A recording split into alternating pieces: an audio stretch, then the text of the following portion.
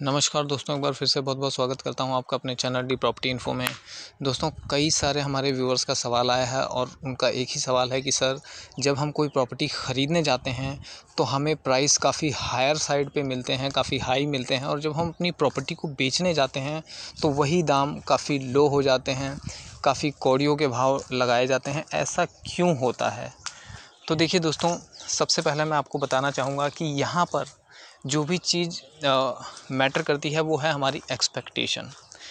जब भी हम अपनी प्रॉपर्टी को बेचने जाते हैं तो हम एक्सपेक्ट करते हैं कि हमें ज़्यादा से ज़्यादा पैसे मिल सकें उसके।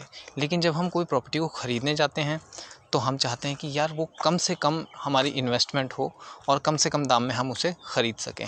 अब देखिए, मैं आपको एक एग्जांपल देता हूँ। सपोज़ करिए आपके बाजू वाला फ्लैट 50 लाख रुपए में बिका है। अब आपको भी अपनी प्रॉपर्टी बेचनी है। अब आप सोचेंगे कि यार 50 में बिका है, तो आपके दिमाग में एक आइडिया आ जाता है कि मेरी भी प्रॉपर्टी 50 की ही बिकनी चाहिए। लेकिन अंदर से आप सोचेंगे कि 1-2 लाख रुपए तो एक्स्ट्रा मिलने ही चाहिए। तो आप क्या करेंगे, उसी प्रॉपर्टी को 55-58 की रेशो में लेकर आ जाएंगे, क्योंकि आपको अच्छे से पता है कि इस प्रॉपर्टी पे नेगोशिएशन भी होगी। जो भी बायर आएगा वो नेगोशिएशन ज़रूर करवाएगा। अब नंबर 2, अब आप सपोज़ करिए जो बायर आपके पास आया है और आपने उसको 58 की डिमांड बताई है या 55 की डिमांड बताई है, और उस बायर का भी मकान आसपास में कहीं है उसी कैटेगरी का, तो वो क्या सोचेगा कि यार मेरी प्रॉपर्टी का दाम इतना कम लगाया जा रहा है और जब मैं ख़रीदने जा रहा हूँ तो इतना ज़्यादा कैसे। आपने क्या किया कि आपने उस बायर की नेगोशिएशन को इंक्लूड कर लिया अपने प्राइस में, कि यार बायर नेगोशिएट करेगा तो कितना, 2 लाख, 3 लाख, 4 लाख, 5 लाख, वो नेगोशिएशन में आ जाएगा। और अगर आपको एक्चुअल में अपनी प्रॉपर्टी बेचनी हुई तो आपका जो माइंडसेट बन जाएगा वो बन जाएगा कि भाई 50 का जो बाजू वाला फ्लैट बिका है तो 50 के आसपास भी मेरी प्रॉपर्टी बिक जाए, लाख, 50,000, 1.5 लाख जो भी एक्स्ट्रा मिल जाए वो बहुत है, नहीं तो आप 50 में भी दे देंगे। और अगर आपको पैसों की ज़्यादा ज़रूरत हुई तो आप 49 या 49.5 तक भी आ सकते हैं, जिस हिसाब से आपकी नीड हुई।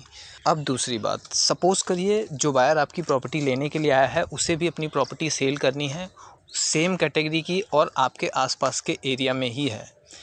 तो उसकी प्रॉपर्टी का दाम अगर किसी ने लगाया होगा तो वो 50 के आसपास लगाया होगा, जो कि प्रॉपर्टी को ख़रीदने वाले होते हैं।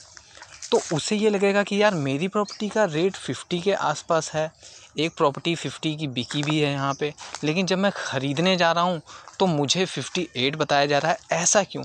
वो अपने दिमाग में नेगोशिएशन लेकर नहीं चलेगा कभी भी।